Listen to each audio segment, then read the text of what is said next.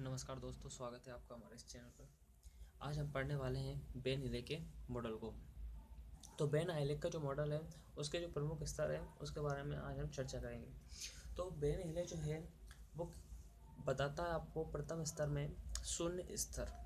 तो प्रथम स्तर को उसने शून्य स्तर नाम दिया है। अब शून्य स्तर के हिसाब से बालक को अगर हम जाने तो बालक क्या करता है कि अगर बालक को वस्तु दिखाकर कोई आकृति का निर्णय करवा पा रहे हैं, ठीक है, मतलब बच्चा किसी आकृति को देखकर उस आकृति को देखने के लिए समझने के लिए किसी प्राकृतिक वस्तु को या फिर किसी भी अलग वस्तु को देखकर उसके बारे में अगर बच्चा निर्णय कर पा रहा है या सोच समझ पा रहा है, तब जाके इस स्तर को हम शून्य स्तर कहेंगे। मतलब ये प्रारंभिक स्तर है, ठीक है। जैसे हम किसी बच्चों को शुरुआत में किसी चीज़ की समझाते हैं तो क्या करते हैं, हम किसी भी ऐसी चीज़ को बताते हैं जिससे बालक उसको प्रत्यक्ष रूप से देख पाता है, उसको समझ पाता है और उससे वो कनेक्ट कर पाता है, ठीक है। तो पहला अपन मान लें जैसे सूर्य को बता दे वृत्ताकार।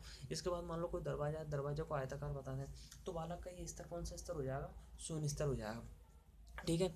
इसके बाद हम आगे की बात करें तो जो स्तर नंबर 2 होता है वो होता है स्तर एक विश्लेषण।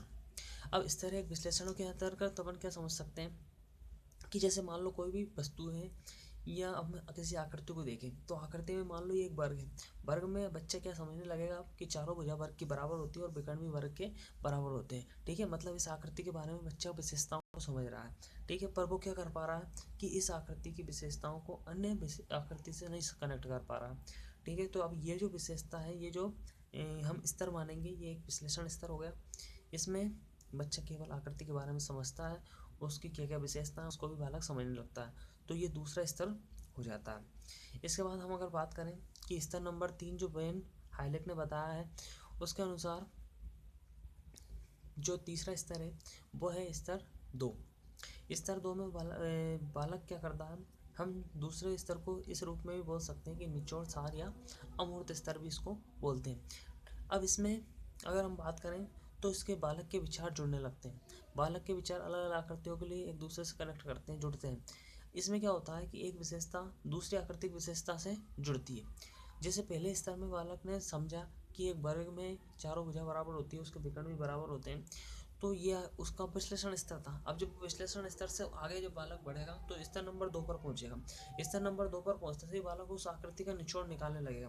तो इसमें हम जान सकते हैं कि विचार जुड़ेंगे, विचार एक दूसरे से कनेक्ट होंगे, जो अलग अलग आकृति के लिए इसके विचार हैं वो कनेक्ट होने लगेंगे, भी जो विशेषताएं हैं वो कनेक्ट होंगी। इसके बाद जो किसी भी आकृति के लिए पर्याप्त और आवश्यक शर्तें हैं वो भी बालक समझने लगेगा। और संक्षिप्त परिभाषा, तो संक्षिप्त जो परिभाषा है उस आकृति के बारे में संक्षिप्त से संक्षिप्त रूप से उसको समझा पाएगा। तो ये जो स्तर है वो स्तर नंबर 2 है, जिसको हम बोल लेंगे निचोड़ सार और अमूर्त स्तर। बेन हिले के 3 स्तर होगा। इसके बाद हम आगे की बात करें तो बेन स्तर हिले ने जो अगला स्तर बताया है नंबर 4, वो है आपका निगमन। स्तर 3 निगमन। इसमें क्या होता है, निगमनात्मक चिंतन, मतलब नियम के अंतर्गत जो सोच होती है वो भी बालक सोचने लगता है। इस प्रकार से बालक चिंतन करेगा। इसके बाद ज्यामिति साक्ष्य निर्णय। इसका मतलब ये है कि अगर बालक किसी भी साक्ष्य तक पहुंचेगा तो वो ज्यामितीय रूप से उसका निर्माण कर पाएगा। अब इसमें इसके अंतर्गत क्या करता है बालक, जब तीसरे नंबर पर पहुंचता है तो बालक आकृति को समझने लगा है। तीसरे स्तर मतलब स्तर 2 से बालक आकृति को समझने लगता है। अब आकृति को समझने के बाद जो अगले स्तर होता है उसके अंतर्गत ये होता है कि जो आकृति है उसको हम सिद्ध सिद्ध किस प्रकार से कर पाए, तो बालक उन आकृतियों के लिए ज्यामितीय साक्ष्य का खुद निर्माण कर पाता है, निगमनात्मक चिंतन कर पाता है। उस आकृति के बारे में निगमनात्मक यानी नियम के अंतर्गत नियम लगा पाता है। उस आकृति में अलग अलग जो नियम होते हैं उसको लगा पाता है। इसके बाद हम आगे की बात करें तो परिभाषा, स्वयं सिद्धियाँ और प्रमेय को ज्यामितियों में समझने लगता है। तो जो परिभाषा है उसको भी ज्यामितीय रूप से बालक बता सकता है, स्वयं सिद्धियाँ कर सकता है, प्रयोगों को भी ज्यामितीय रूप से बालक समझने लगता है। तो ये जो बालक का स्तर है वो स्तर नंबर 3 है, इसको हम बोलेंगे निगमनात्मक स्तर, ठीक है। अब आखिरी जो स्तर होगा वो आपका स्तर है 4, उसको बोलेंगे हम कठोरता। अब कठोरता के अंतर्गत नाम से क्लियर है, स्तर 4 है, अंतिम स्तर है, कठोरता का लेवल है।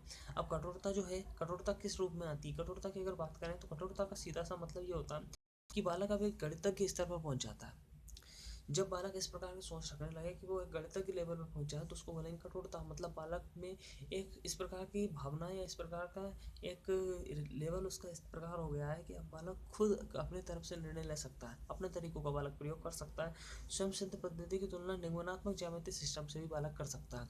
इसका मतलब ये है कि जो बालक कुछ नियम खुद भी बना सकता है, और उन नियमों को वो जो मूल नियम होते हैं निगमनात्मक ज्यामिति के सिस्टम है, जो निगमनात्मक जो नियम ज्यामिति में पहले से दिए हुए हैं उनसे अपने नियमों की तुलना कर सकता है, उसको सिद्ध कर सकता है अपने तरीके से। बालक अब मैं किसी प्रकार की समस्याओं को हल करने लगता है। तो ये जो स्तर है, स्तर 4 है। अब स्तर 4 के अंतर्गत हमको समझ में आ गया होगा कि जो कठोरता लेवल है वो गणित का अंतिम लेवल होता है, जिसमें बालक गणित के रूप में पहुंच जाता है। ठीक है, अब हम दोबारा से रिपीट करें तो किस प्रकार से हम बोल सकते हैं कि वेन हिले ने जो 4 स्तर बताए उसमें पहला है शून्य स्तर। शून्य स्तर के अंतर्गत वस्तु को दिखाते हैं और दिखा करके उसका निर्णय करते हैं। इसके बाद हम बात करें कि अगले स्तर की, तो दूसरा स्तर है विश्लेषण स्तर। स्तर 1 विश्लेषण, इसमें वस्तु को दिखाकर वस्तु के बारे में जो बच्चा है वो समझने लगता है कि बच्चे वस्तु में भुजाएं बराबर है, विकर्ण बराबर है। तो वो क्या कर पाता है कि भुजा वस्तु को समझ पाता है या फिर आकृति को समझ पाता है, पर अन्य आकृति से उसकी तुलना नहीं कर पाता है। अब अगले लेवल पर देखें तो स्तर नंबर 2 है। स्तर 2, इसमें निचोड़, सार और अमूर्त रचनाएं आ जाती है। तो इसमें बालक क्या करता है, अलग अलग आकृति को जोड़ पाता है, उन दोनों की दो आकृतियों की विशेषताओं की तुलना कर पाता है, और जो पर्याप्त और संक्षिप्त परिभाषा होती है उस आकृति के बारे में दे सकता है। इसके बाद हम आगे की बात करें तो स्तर नंबर 3 निगमन पढ़ा है हमने। तो निगमन में क्या होता है, निगमन से नहीं, नियम। निगमन का मतलब होता है नियम। बालक निगमनात्मक चिंतन यानी नियम से सोच पाता है, ज्यामितीय रूप से उनका साक्ष्य का भी निर्माण कर पाता है। इसके बाद परिभाषा, स्वयं सिद्धियाँ को भी ज्यामितीय रूप से बालक समझने लगता है। ठीक है, इसके बाद आखिरी हो जाता है आपका स्तर 4। इसमें गणित के लेवल पर पहुंच जाता है, अपने तरीके का उपयोग करता है, और जो स्वयं सिद्धि की जो उसकी स्वयं की सिद्ध जो पद्धतियाँ होती हैं उनको बालक निगमनात्मक ज्यामितीय सिस्टम के साथ तुलना कर पाता है। तो ठीक है, मुझे उम्मीद है कि आपको बहुत सरल तरीके से नियम या मॉडल याद हो गया होगा। इसी प्रकार से जुड़े रहें, वीडियो को लाइक शेयर सब्सक्राइब करें। धन्यवाद।